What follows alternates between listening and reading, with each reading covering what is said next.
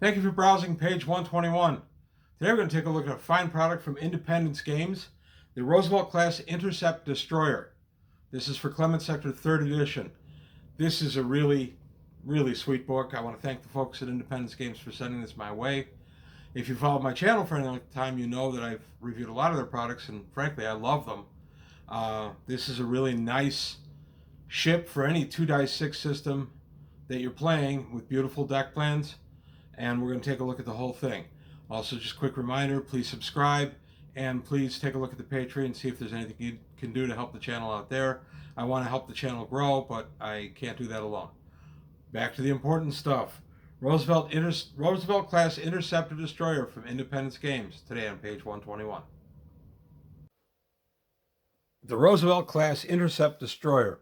One thing I want to remind everybody of is that the warships in Clement Sector 3rd edition are smaller because anything over 5,000 tons can't transit through Zim space. So you'll encounter some bigger system defense boats, but you won't encounter anything bigger than 5,000 ton displacement when you're you have a ship that can use the Zim drive. Again, I want to thank the folks from Independence Games for sending this my way. I love this book. I had so much fun reading this. This book is written by Michael Johnson, not John Watts. And the artists are Ian Stead for much of it and Michael Johnson for the rest of it, edited by Curtis Rickman. This is just so cool. I love these books. This is usable for any 2-6 space game. And honestly, if you're playing Star Frontiers or even Star Wars, a lot of these deck plans will just go ahead and translate over easily. The stats may not, but if you step out of the 2d6 format, but the deck plans are still gorgeous and usable.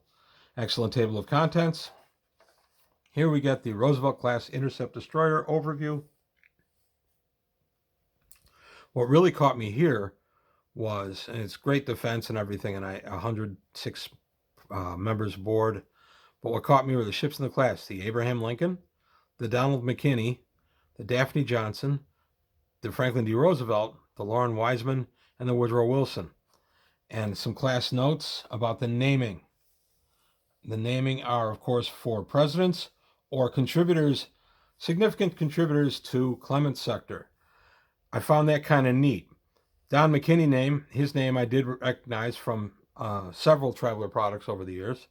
And of course, Lauren Wiseman was the longtime member of Game Designers Workshop, editor of Challenge Magazine, and very prolific author.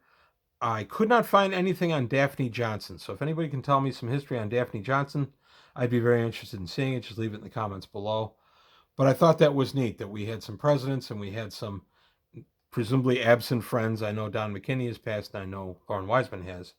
So I'm assuming they're absent friends. And I thought it was a nice little tribute to name ships after them. So we get the developmental background and how the idea is that this is a fast ship. It pulls 5G thrust. And the idea is that this thing will be able to run down an opponent or run away from an opponent. And to that end, it sacrifices some defensive capabilities and packs a nice heavy punch. This goes into the developmental background, tells us that there was quite a bit of wrangling over people that didn't agree with this, thought the ship should have more defense. So they ended up kind of modifying it and compromising. And I thought this was neat because this gives you an opportunity to really look at what the design process would be for a ship like this. And the other thing that it made me think of is, hey, this would be a great character hook. If you are out of the Navy for any of the 2-6 games, why did you leave the Navy? Well, I was on the wrong side of one of these design spec things, and I made a few enemies, not physical enemies, but, meant enemies within the service for my points of view and how strongly I backed them. And eventually it led to me leaving the service. And maybe that's how you met somebody else who was part of the design team. I just thought it was kind of interesting. In my working time, I've been parts of design teams that, for whatever reason, didn't end up getting picked. And it can actually impact you. It can keep you from being on the next design team. So it can definitely hurt you. So I thought that'd be an interesting little choice there. And there's specifications for the hull and the armor. And then we get the engineering, the command deck, the armament distribution right there on the two maps. And then we get the crew accommodations, the class by size. Roosevelt falls right here. I really love books like this. I love when they're laid out like this. And we get the boat hangars. We get the ship's boat. This is the fast launch. The 20-ton fast launch. We get this in here with fine deck planes. I was really excited about this. I used something similar in a Gamma World game once, so I'll be using this in the future for Gamma World. Here's the ship's boat, displacing 30 tons, and a nice deck plan for it. Nice pictures of the ship itself. Nice overview. I love these. This is just really, really gorgeous stuff. Nice side views. We get the design data itself, how they actually made it in the game. Armament and defenses by the tonnage displacement that you have to use, the price, and all the way to toward the end of the book, where we get a nice look at the complete layouts of it. We get the command deck, we get the crew accommodation deck, the middle deck, the aft middle deck, and the upper engineering deck,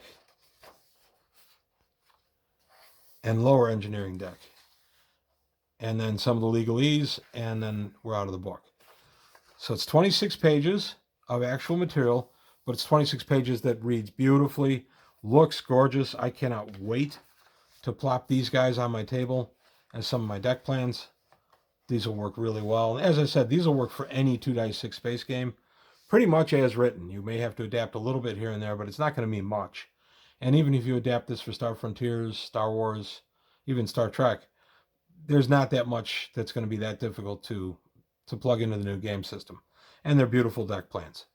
So I recommend this book highly. Again, I want to thank the folks at Independence Games for sending it my way. I really enjoyed it. I got a couple of these from them.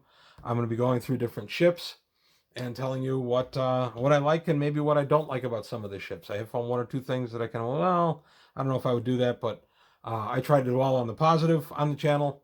So I'll do that as I go forward. So there you have it. That's the Roosevelt class Intercept Destroyer by Independence Games. Today on page 121, I want to thank you for your time. Thanks for watching, and I'll see you next time.